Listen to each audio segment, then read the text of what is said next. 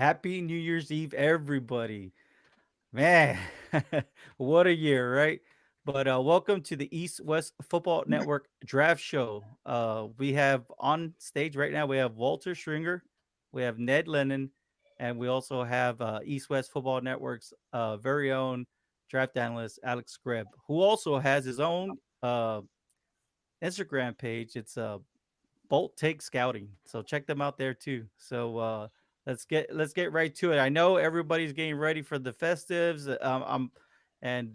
So I know New Year's is coming around, but we wanted to give this little mock draft, and it's going to be picks 17 through 32. So let's see if we can upset some of your teams. And if you want to comment, we'll be happy to answer those comments. So without further ado, right now we have on the lineup the Arizona Cardinals picking 17th. Alex, go ahead, shoot it, fire away. All right, so I might start off with a little bit of a surprise to some people. I have the Cardinals picking Patrick Surtain, cornerback from Alabama, at 17. Wow. Um, so I know a lot of people have him in the top 10, either going top 10 or a top 10 player in the draft. I wasn't as high on him as most people, I think. But I think obviously cornerback's a huge position in need for the Cardinals. Patrick Peterson is getting old. I think they need to start thinking about replacing him. And I think, a player of Surtain's caliber falling to them at 17, I think they'd snatch him right up if he's there. Yeah. I mean, I don't think I have to ask Ned or Walt. I mean, we're very high on Sertan. I think the whole draft community is high on Sertan. But if he falls there, I mean, wow, that's gonna be a big fall. But let's go ahead and move along, right? Picking 18th is the Indianapolis Colts, right? The Colts have had a pretty good year. Aside from that defense being pretty stout, they did have a little bit of a I don't know. They just made the Steelers look good this last week. But aside from that, I mean, who do you got the Colts picking? All right, so I have the Colts taking Rashad Bateman, wide receiver from Minnesota, at 18. And, Bateman's a player that I really like. I really like his size, his route running. I think they're really good. Um, and I just think, the Colts, they have T.Y. Hilton, but he's getting injured a lot. He's had flashes, I know, the past few weeks. He's been really solid. But I just don't feel like he's as reliable as he once was a few years ago. And I really don't think they have a trustworthy receiver after that. So my thinking is why shouldn't the Colts add a receiver that can help out whoever the quarterback is next year, whether Philip Rivers signs for another year, whether they draft somebody, sign somebody in free agency, go with Eason, who they drafted last year. So the quarterback's a really big question mark for the Colts. So my thinking is why don't they add a receiver to help whoever's at quarterback next year? Sure thing. So some of our draft community might not be as familiar with Rashad Bateman. So Ned, Walt, can you just give us a little insight on this prospect? I mean, let us know, if you have a player comp or what you think of him. Yeah, I mean, Rashad Bateman for me is he came into this season as probably one of the top wide receiver prospects. I know I saw him kind of up there around a top 10 guy for a little while, around sort of 2, 3 at wide receiver. He had a bit of a slow start to the season, and I think he kind of faded a little bit from the spotlight with Devonta Smith and Jalen Waddle kind of taking the scene. But man, he plays hard. He plays great in space. He's got a really good high point on the ball, does a good job of tracking it, and does generally a good job of tracking and bringing the ball in as well. He shows good technique in bringing the pass catch in as well. I like his route running. I know some people are a little bit critical of it, but yeah, I think he's a great prospect. I think he could really improve the passing offense moving forwards. What do you think, Walt? Yeah, I'm a big Bateman fan. I mean, I Yeah, understand he's not really a high end athlete. I don't expect him to run past anybody, necessarily out jump anybody, but very good route runner, very strong hands. He snatches the football consistently. And like I said, very good route runner. I think he would be a solid pick for the Colts. Only problem is, as we mentioned, they don't know who the quarterback's going to be next year. Their top two quarterbacks are both unrestricted free agents. So Brissett could be gone, Rivers could retire, and that leaves them with Eason. And we're not too sure if Eason's even going to be part of their future. But I do like Bateman. I like Bateman a lot. He's a little similar to what they have in Pittman right now. Similar, not completely. I think he's more polished route running wise and naturally receiving wise than Pittman. but he would be a solid pick because they do need help on the perimeter. They do. So let's get right back into it, man. The Washington football team, right? I got it right. A lot of people would still be calling them the team formerly known as the Redskins. But Alex, who do you have the Washington team picking? All right, so I have the Washington football team taking Mac Jones, quarterback from Alabama. And, I think no one knows what's going on with their quarterback position next year. So I don't really think that that's too much of a surprise that they'd be taking quarterback at 19, especially with the whole Dwayne Haskins situation, him getting released.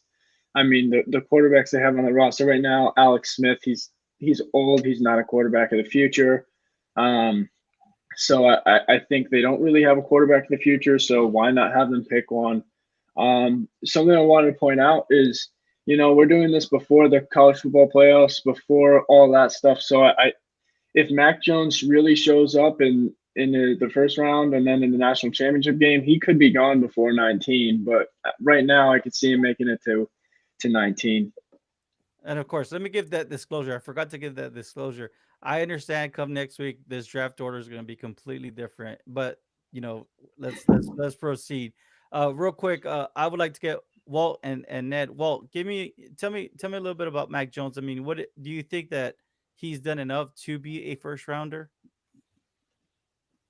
For me, I'm not sure, honestly, because I find it hard to really evaluate a lot of Alabama quarterbacks playing in that system, playing with all that those All Americans they always play with on the perimeter and everything. So, and Jones doesn't really wow me physically. I think he has real good anticipation on a lot of his throws, especially those deep throws, those deep posts. But he's always throwing the guys who's open. So I'm not really sure how good Mac Jones really is because guys tend to leave those type of systems in college where they put up video game numbers because they're surrounded by the best of the best. Then when they get to the league and they make tons of money, but they're surrounded by third and fourth string players because you're going to go to a bad team. Typically when you're picking in the top half of the draft. So I'm not so sure about Mac Jones personally myself. Ned, do you have a player comp that maybe that's playing in the NFL that Mac Jones kind of reminds you of? Just for our following base that maybe are not too familiar with Mac. Yeah, Mac is kind of a weird one for me. Like Walt said, is he's not a guy that I'm sure of athletically to be a guy who's a first rounder. And I guess to give some context to Alex's draft, I think this is the fifth quarterback taken in the first round. So there's four going in the top 16. So Washington, I think, is probably reaching at this point for Mac, but grabbing him before you hit that real second and third tier of guys. So I don't mind the pick here. Mac, for me, I like the fact that he can not overthrow those guys. As silly as it sounds, it does happen a lot where you get so excited a guy is wide open downfield or in space, and guys tend to throw them, either behind, they overlead them, or underthrow the ball. And Mac just hasn't done that this year. He's balled out a lot. So for me, and sorry, Jerry, I can't for the life of me think off the top of my head who he might go directly to, but yeah, he's a guy that if he fell to the second round, I think that would probably suit. But given Washington's urgency at the quarterback position, like we talked about, I wouldn't hate them reaching here for him. No, yeah. Now I'm just gonna say this because I mean I do see Washington twice a year. Um, I will say this. I mean that defense has.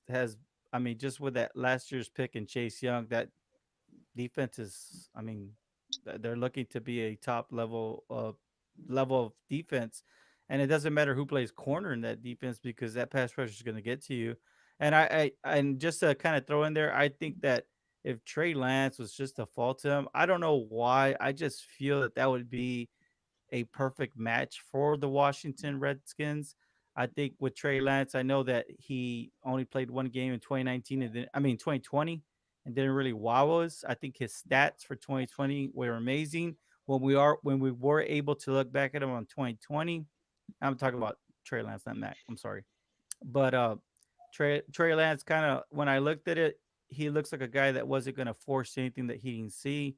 He kind of gives me this Dak Prescott vibe, and it's a copycat league, so I do think that Washington they do need to solidify that quarterback position.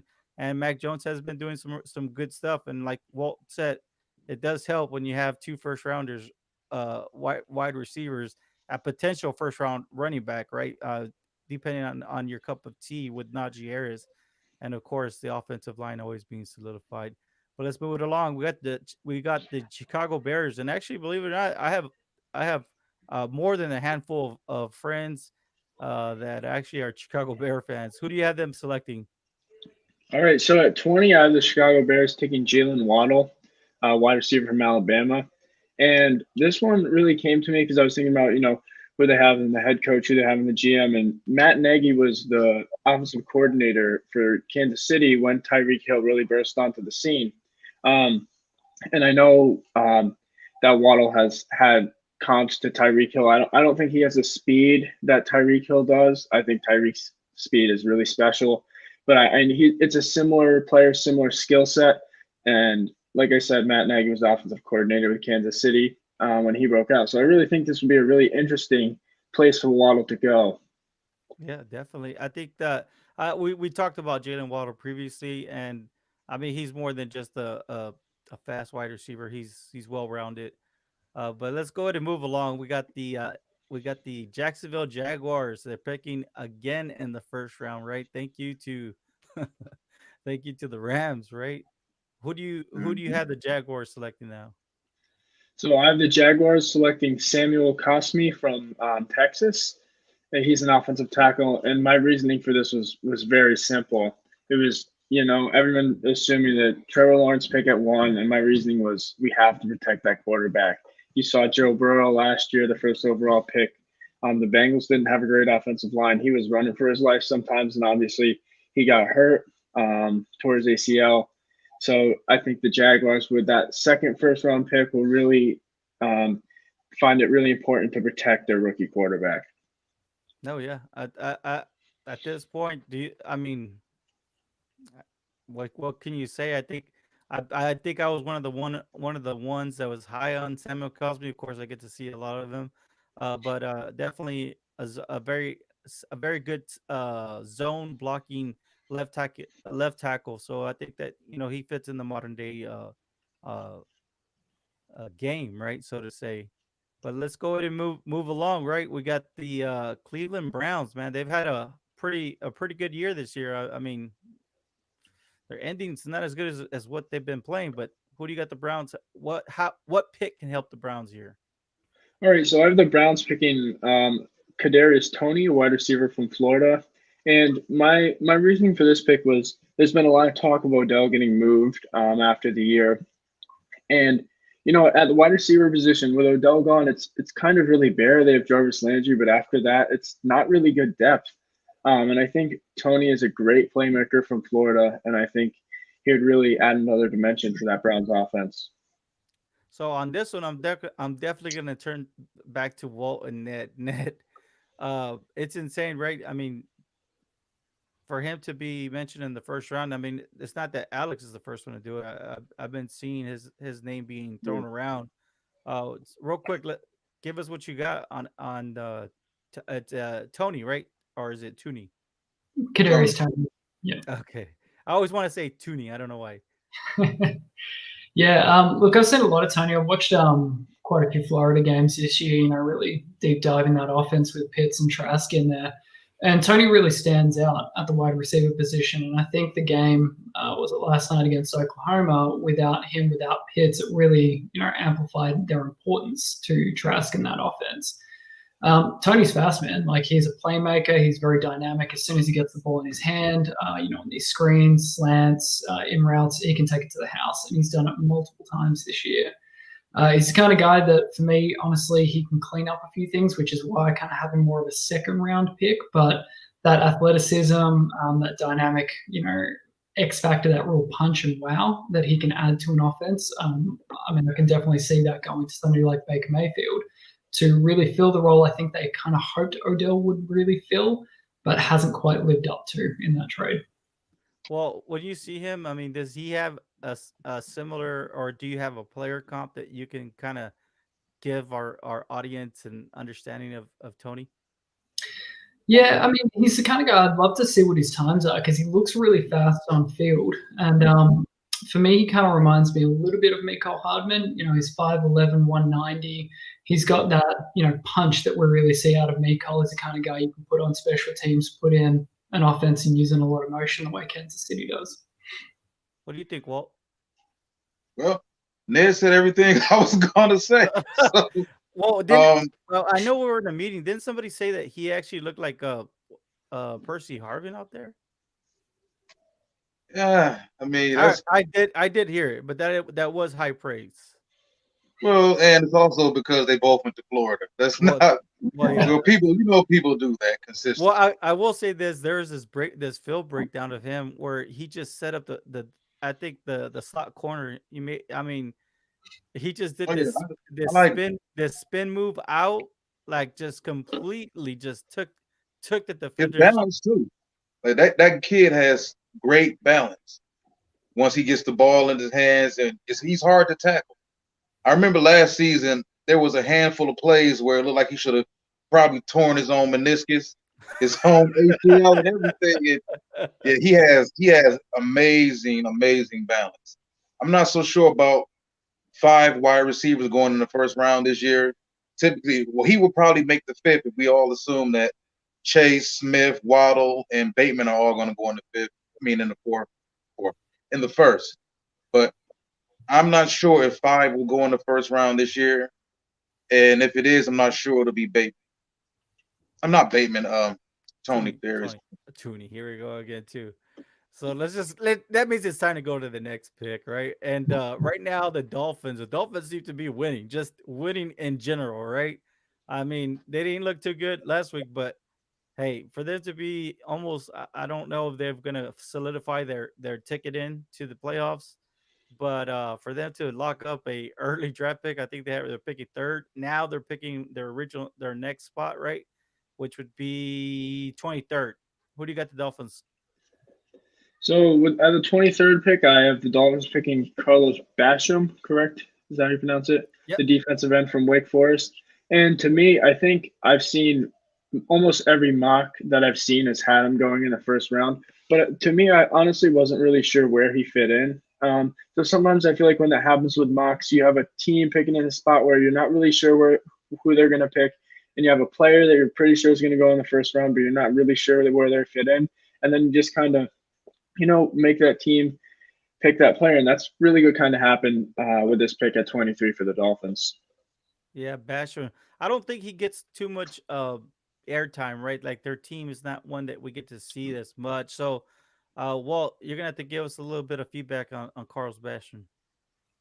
Well, Basham, was sort of a late bloomer. He came on strong last season. If it wasn't for the pandemic and everything taking over 2019 season, I expected really big things out of Basham this season. But overall, he's got really good size, nice size, speed combination, nice ratio. For a kid his age, well, he's a senior now, but for a kid his age, a pass rusher his age coming out of college, he's got a nice assortment of pass rush moves. He's not just a bull rusher. He's not just a guy that's tossing people around. He's got pretty good effort. He likes to get in there and get the ball out of there. So I like Basham a lot. I think Basham still has a lot of growing to do, but I do like the pick. I actually had Basham going to a different spot, but I do like the pick for the Dolphins. Is there a player comp that you can give us, Ned? Basham's an interesting one. I actually haven't seen a lot of him, to be honest, so I couldn't give you an honest representation. What I will say about Basham is I think he's had a bit of a rough season. I think he came in with a lot more momentum than he's leaving with in this year, which is a little disappointing to see. But I have him in the early second round, to be honest, so this isn't really a massive reach for me at this point. Yeah, I mean, why not help out the defense? I mean, I'm pretty sure with the first round, the first pick in the third pick, right? They were able to address the offense. So why not help out that defense that's been playing pretty great as of late? So we got Baltimore picking 24th currently, the Ravens. Let's talk Ravens. So, Walt, I know you said you'd be surprised if there was 5 wide receivers taken in the first round. So why not make it 6? Let's do it. Let's do it. What do you got? Yeah. All right. So I have the Ravens picking Terrace Marshall, the wide receiver from LSU, and to me, I was trying to go through the Ravens needs, and they really don't have wide receivers outside of Marquise Brown. And in my opinion, right, they're going to struggle to pull in top name wide receivers from free agency just because of the offense they run. I feel like most wide receivers, they want to get the ball a ton. They want to go to a team that's going to, help them get 1,000, 1,500 yards. And I really don't feel like that's going to happen for wide receivers in Baltimore.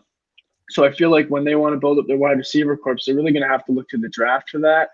So that's one of the reasons I have them picking Terrace Marshall. But I really think Baltimore doesn't have too many needs. I think they're a really well built team. Yeah, I'm gonna just say this right now. I mean, he did even though Jamar Chase and of course Justin Jefferson, he actually did put up some pretty good numbers last year.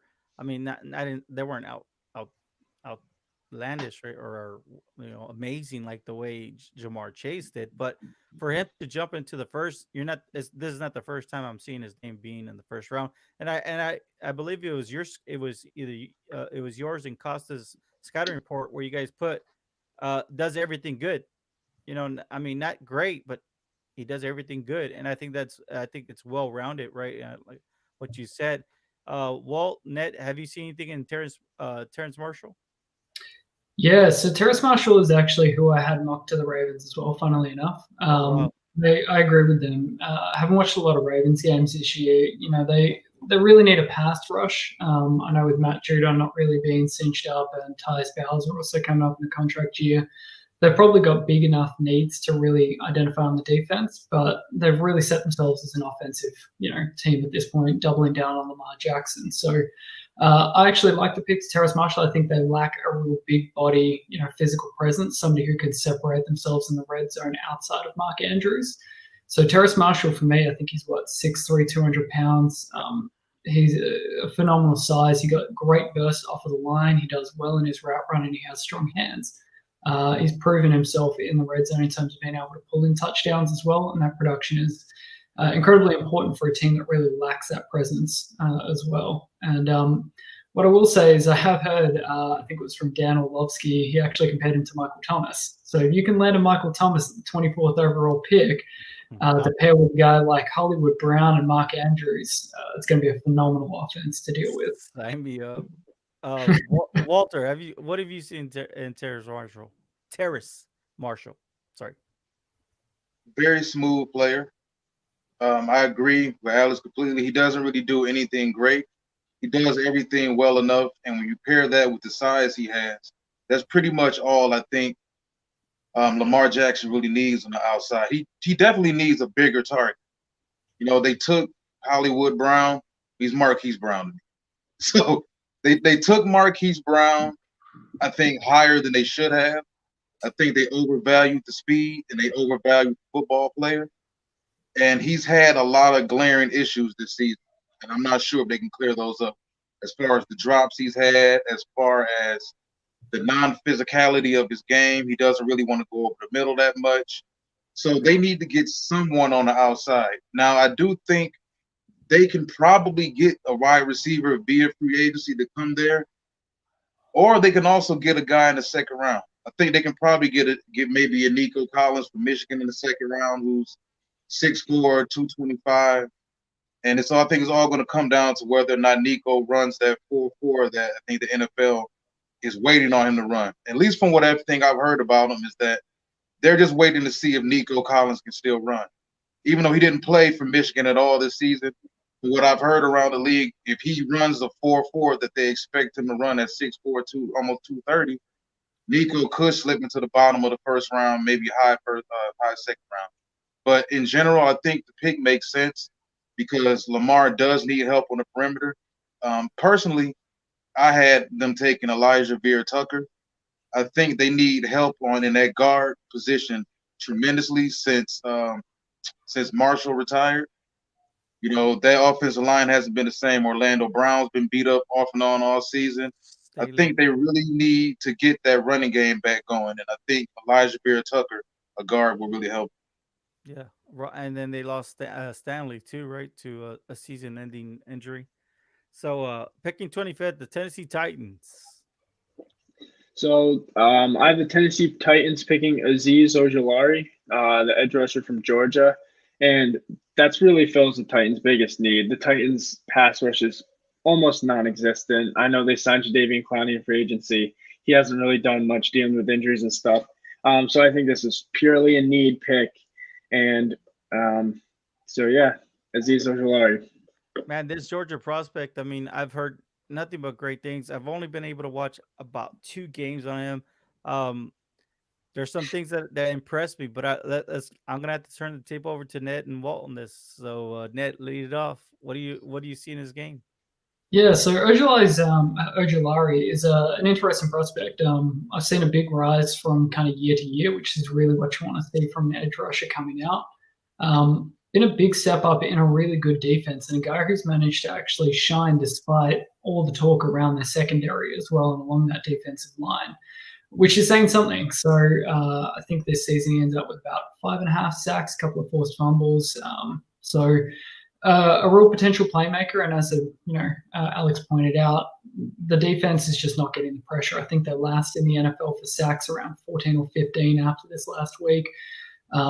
Just not quite acceptable for a playoff team, especially one that relies heavily on running from the front. So I like the pick. I think it's a good fit. What do you think, Walt? Well, I think he's a very explosive player. Very explosive player. I think he's making a lot of plays this season.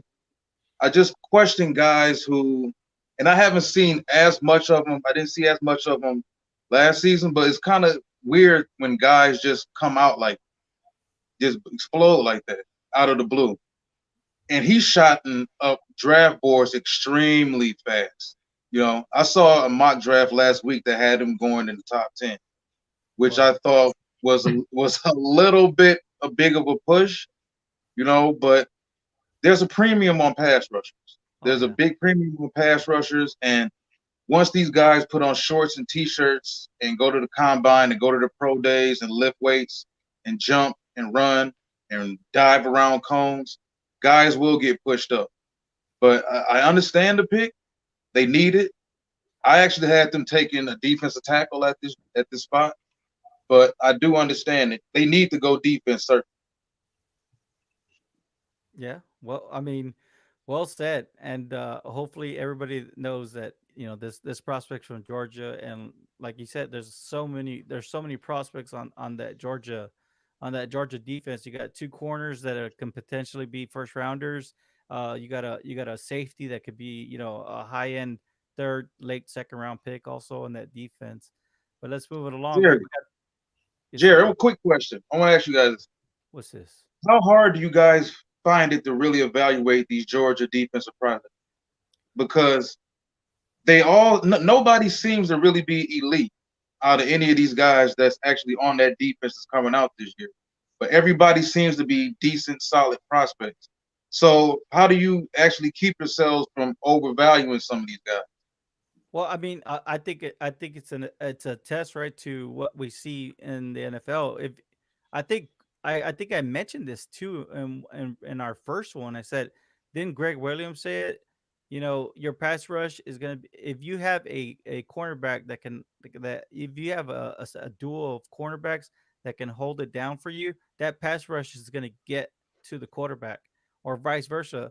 If you have a pass rush that's very dynamic, you're going to make those corners look good. So I think that's what Georgia's done in a sense. So that's why we're looking at these prospects, and that's why they can make that leap to the NFL.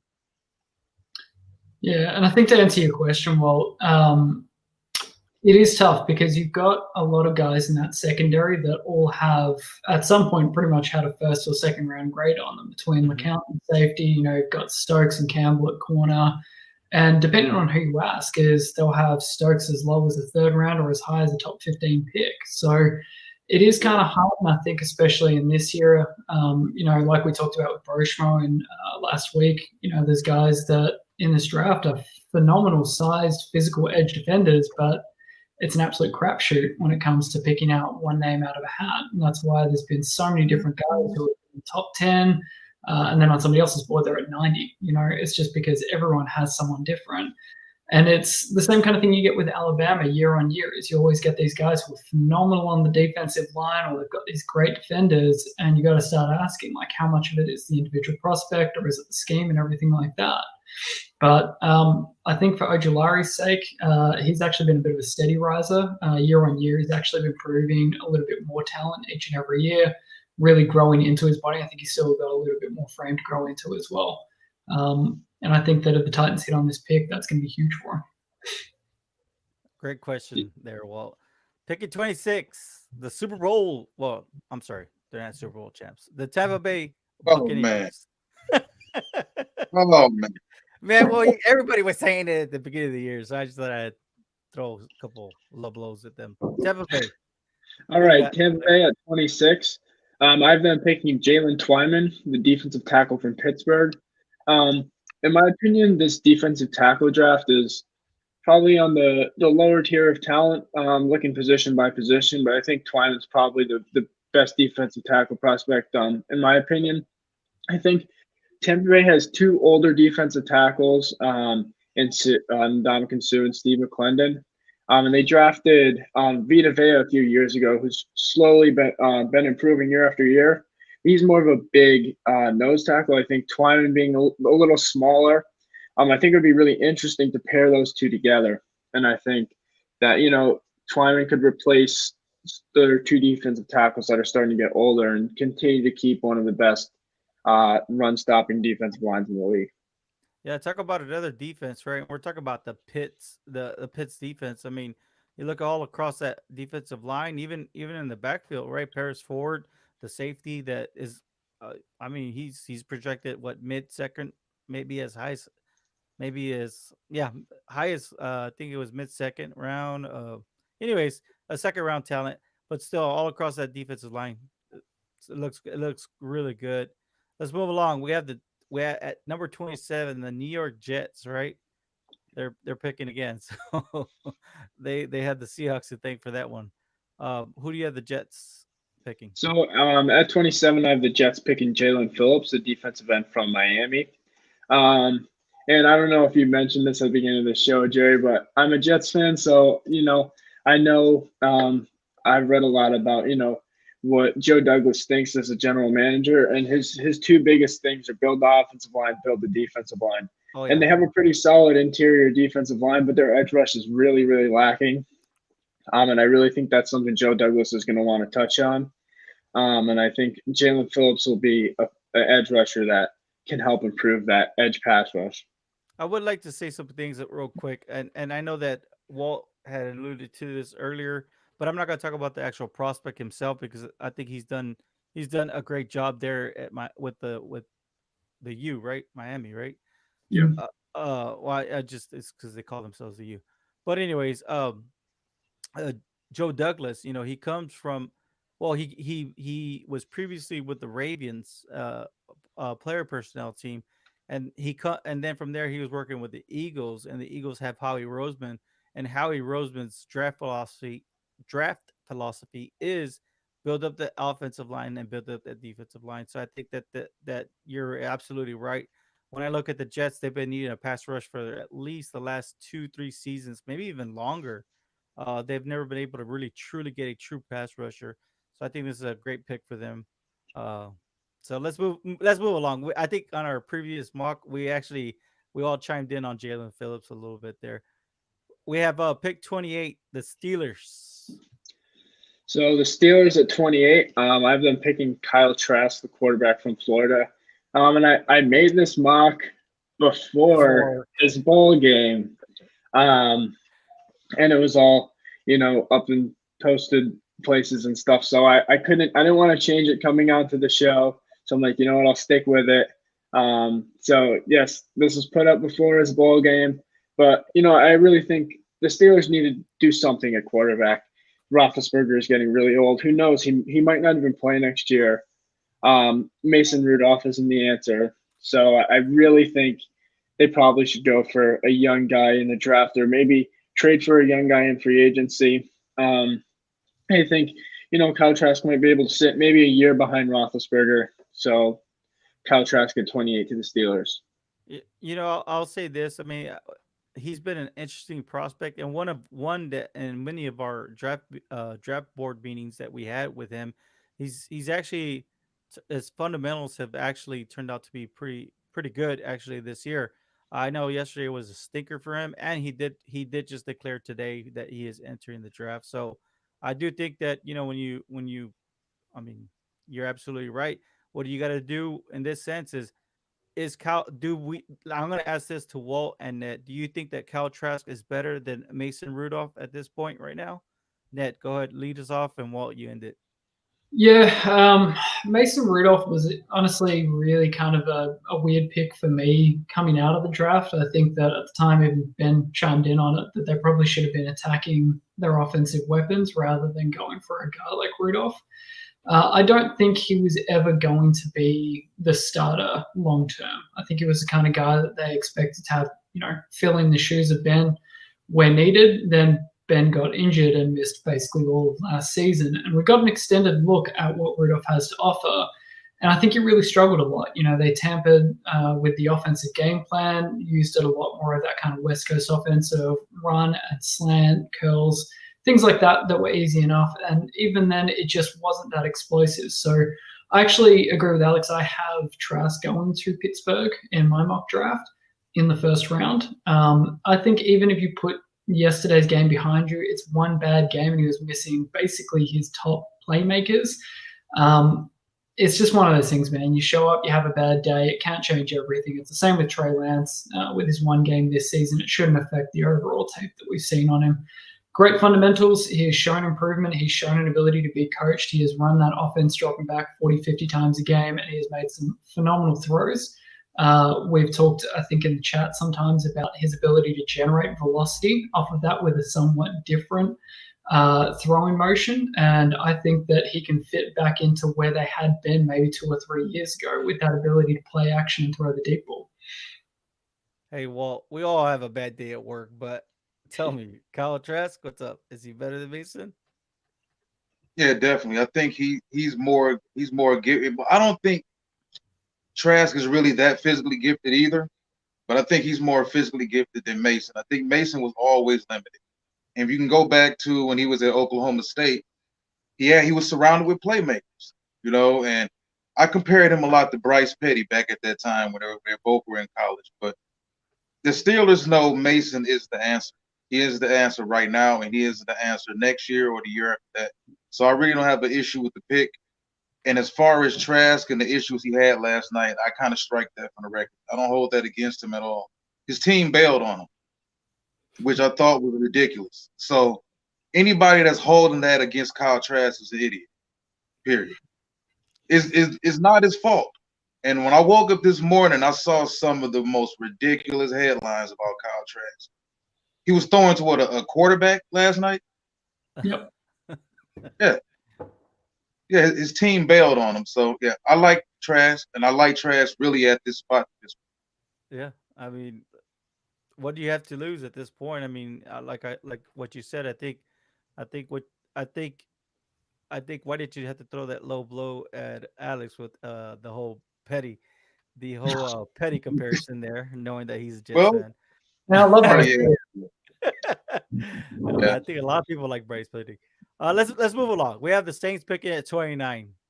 All right, so I have the Saints picking Pat Freiermuth, the tight end from Penn State. And I really don't think the Saints have a tight end or really any reliable pass catching weapons besides Michael Thomas. And I didn't really see a wide receiver that I wanted to put here at 29. So I really thought Freiermuth could be the pick for the Saints. Yeah, let's move along because I think we would have seen Walter as that that emoji with the mind blown. Like how many wide receivers in the first round? We have the Buffalo Bills, man. What a year for Bills Mafia, right? How can they get better? What's the pick that gets them gets them over the hump? All right, so I think the Bills could improve their interior offensive line a little bit. So I have the Bills taking Creed Humphrey, the center from Oklahoma, at 30. And I know they had Mitch Morse at center. I'm thinking they could bump Creed Humphrey over to guard. I really think he's an intriguing prospect. And I think he's probably a better player than going 30th would entail. But sometimes, interior offensive line guys tend to drop a little bit.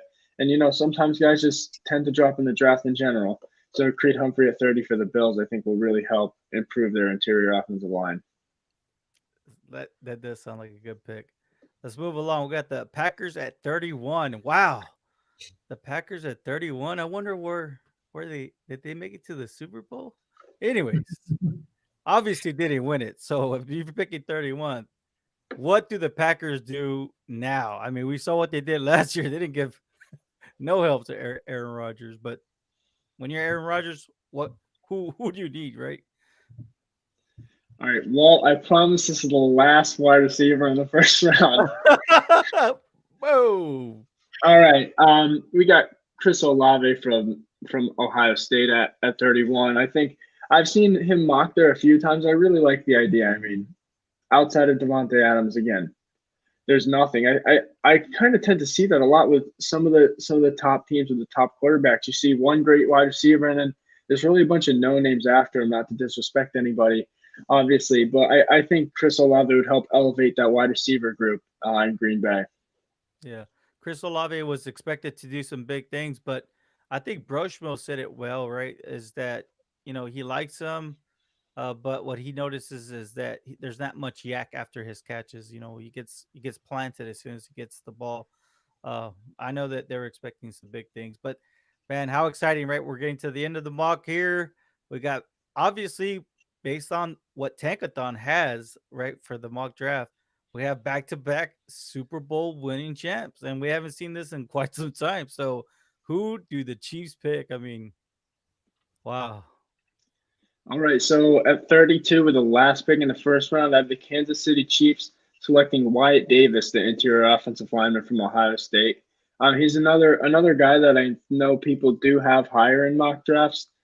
Just it just so happened that he fell to 32 in mine. And I think the Chiefs' offensive line, especially their interior, has been worse than the general public thinks because Mahomes can run around, avoid all the pressure and just make magic happen. But it really has been lackluster from the Chiefs' offensive line. So I really think in the first round we'll need to target either a guard or a center or someone to help improve that. And in this case, in my mock draft, Wyatt Davis was sitting there at 32.